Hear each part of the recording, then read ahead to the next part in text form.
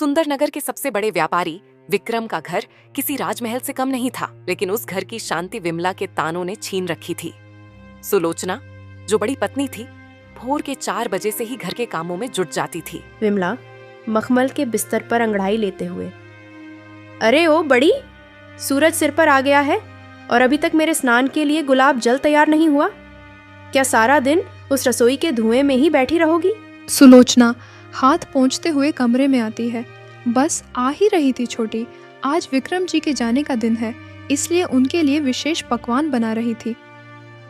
विमला आईने में खुद को निहारते हुए, पकवान रहने भी दो। तुम्हारे हाथ के खाने में वो स्वाद कहाँ जो मेरी बातों में है। और सुनो, आज स्वामी के सामने मत आना। कल रात उन्होंने मुझसे कहा कि तुम्हारी कम होती जुल्फें देखकर उनका मन खराब हो जाता है। तभी विक्रम वहां आता है। वह रेशमी लिबास पहने हुए है और उसके चेहरे पर घमंड साफ झलकता है। विक्रम, विमला सही कह रही है सुलोचना। मैं 60 समंदर पार व्यापार करने जा रहा हूँ। मेरी विदाई के वक्त तुम्हारा फीका चेहरा अपशकुन पैदा कर सकता है। तुम पिछवाड़े के कमरे में ही रहना जब तक मैं निकल ना जाऊं। सुलोचना भर्राई आवाज में, स्वामी, मैंने हमेशा आपकी लंबी उम्र की प्रार्थना की है। क्या मेरा प्रेम मेरे रूप से छोटा है? विक्रम, व्यापार भावनाओं से नहीं, भाग्य से चलता है, और तुम्हारा भाग्य तुम्हारे चेहरे जैसा ही उजाड़ दिखता है। चलो विमला, मुझे विदा कर।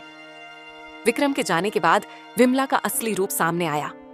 उसने नौकरों को छुट्टी दे दी और सारा काम सुलोचना पर डाल दिया।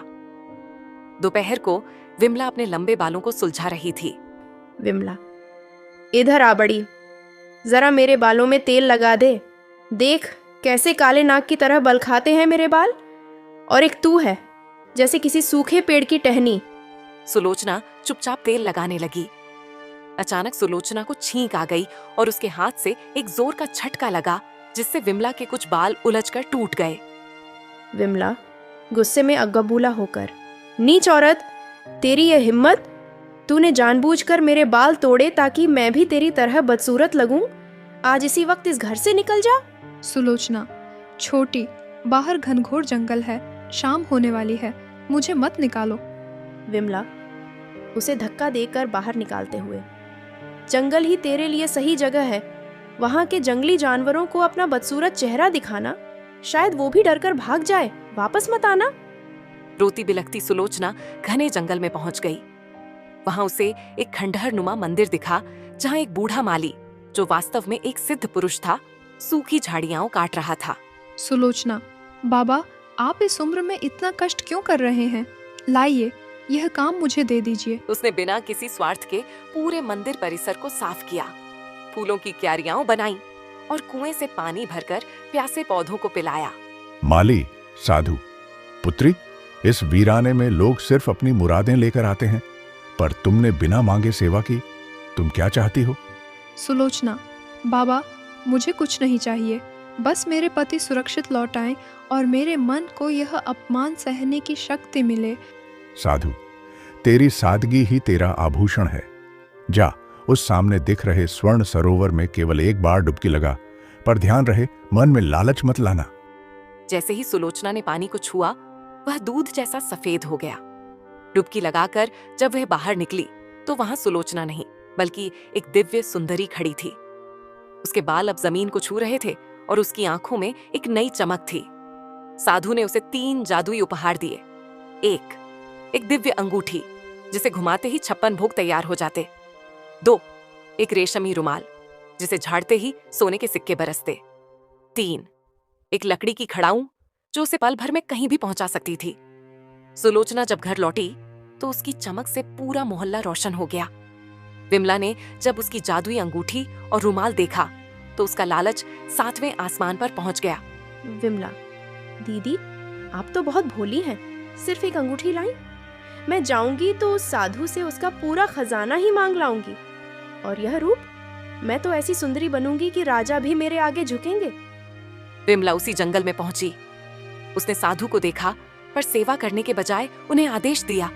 विमला, ए बूढ़े, जल्दी बता, वो जादुई तालाब कहाँ है? और सुन, मुझे उस सुलोचना से दुगना धन और रूप चाहिए, वरना मैं तेरा यह मंदिर तोड़ दूंगी। साधु, शांत स्वर में, लालच का कुआं कभी नहीं भरता पुत्री। जा सरोवर में डुबकी लगा, पर याद रखना सिर्फ एक बार। विमला सरोवर पर पहुंची। पहली डुबकी में वह सचमुच बहुत सुंदर हो गई। विमला, लालच में आकर एक बार में इतना असर? अगर मैं 5-6 बार डुबकी लगा लूं तो मैं शायद कभी बूढ़ी ही नहीं होंगी। उसने साधु की चेतावनी अनसुनी कर दी और दूसरी, तीसरी और चौथी डुबकी लगा दी। अचानक पानी का रंग काला पड़ गया और उसमें से कांटे निकलने लगे। विमला जब बाहर निकली तो वह एक डरावनी राक्षसी जैसी दिख रही थी। उसके बाल झड़ चुके थे और उसकी त्वचा जल चुकी थी। 1 महीने बाद विक्रम लौटा। वह विमला के लिए महंगे उपहार लाया था। विक्रम घर में घुसते ही, विमला देखो मैं तुम्हारे लिए क्या लाया हूं। अरे ये कौन खड़ा है? ये डरावनी औरत कौन है? विमला रोते हुए, स्वामी मैं हूं आपकी विमला। लालच ने मुझे बर्बाद कर दिया। तभी सुलोचना अपने दिव्य रूप में सामने आई। विक्रम उसे देखकर अपनी सुध बुध खो बैठा। जब उसे पूरी सच्चाई पता चली तो उसका सिर शर्म से झुक गया। विक्रम, सुलोचना, मैंने पत्थर को हीरा समझा और असली हीरे को ठुकरा दिया। मुझे क्षमा कर दो। सुलोचना, स्वामी, सुंदरता समय के साथ ढल जाती है पर स्वभाव सदा जीवित रहता है। मैंने छोटी को माफ किया पर उसे अब अपने की का फल तो भोगना ही होगा।